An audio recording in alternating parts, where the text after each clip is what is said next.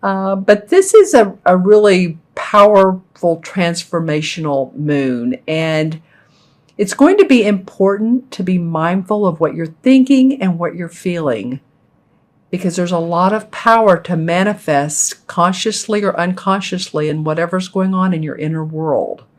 That can be reflected because of this super full moon. And this can be a little bit of a volatile moon too. There's a couple planets that are arguing, and so it's going to really reflect our emotions, and our emotions are going to feel charged. So try, stay on the positive path. I'm not saying it's doom and gloom at all. It's again about transformation.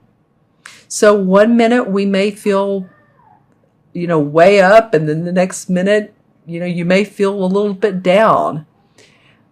But this is about pushing through that. This is about pushing through your discomfort zone. So in other words, for example, say you haven't exercised in a while, you got off the tracks and you just took a break from it for some reason or another, and you start to either walk or run again, and it's a little bit painful the first couple days of the first week, or two, you want to build up your muscle to make your bones healthy and to look good, and your physique to look good, and it's just like, oh wow, I'm feeling sore. But then you start to see the fruits of your labor. You start to see your physique looking nice. Your posture's getting better. You want to eat healthier foods. You may want to eat a little bit more food or not, but just burning up those calories can do that. But it's good if the intentions are good of making you making your body healthier. So that's what this is about. This is about pushing yourself through that discomfort and staying on the positive path, thinking positively, because positive attracts positive more than negative attracts negative. But, you just don't want to get in that place. You want to get through this little hiccup and have a good rest of the month. So let's pull some cards and see what's in store for Aries. Wow, that card has come up. All right. Okay, Aries. Well, this is interesting because this Nine of Chalices that came up, it felt like, is it reverse or not reverse? So I'm going to talk about it both ways, because this could go either way for you, depending on who you are and what's going on in your life. And remember, this particular reading is for Aries, Sun, Moon, or Rising. Make sure and watch your Moon and Rising signs as well. That always gives additional information and insight.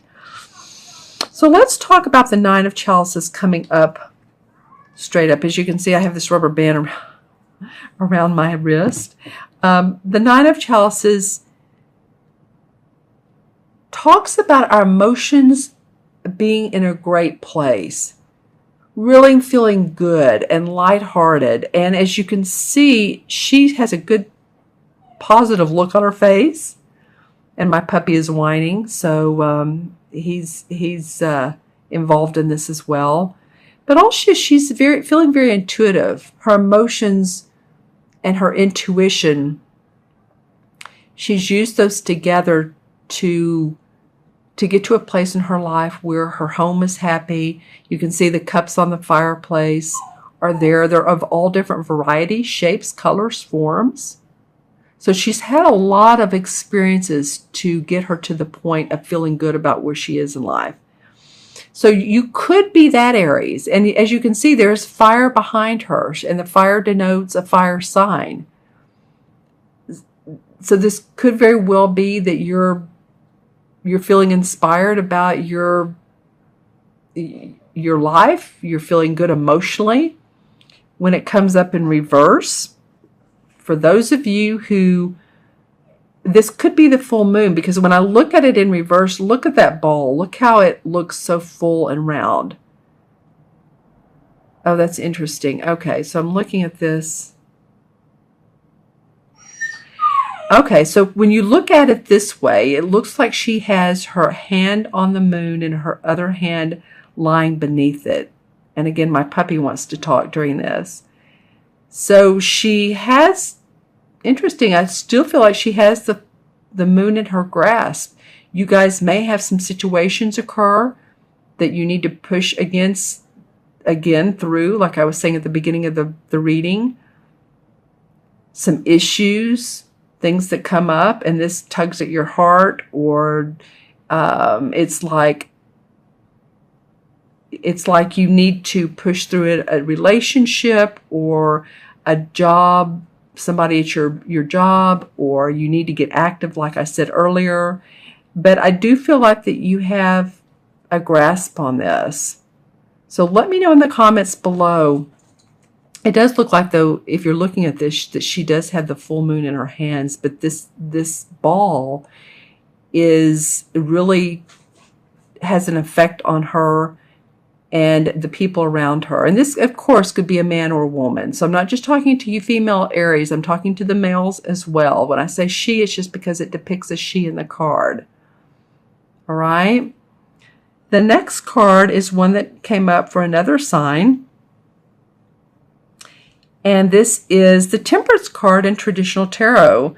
This card has a lot of detail. And so this is about bridging the spiritual and the material worlds together. Again, there's Puppy.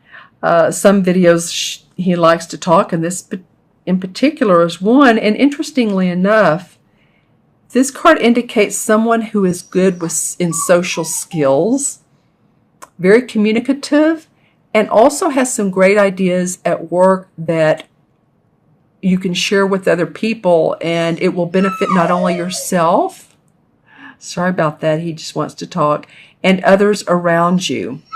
So pay attention to divine guidance, because as you can see, the fairies are around her head and her neck, and they're giving her advice and intuition and guidance.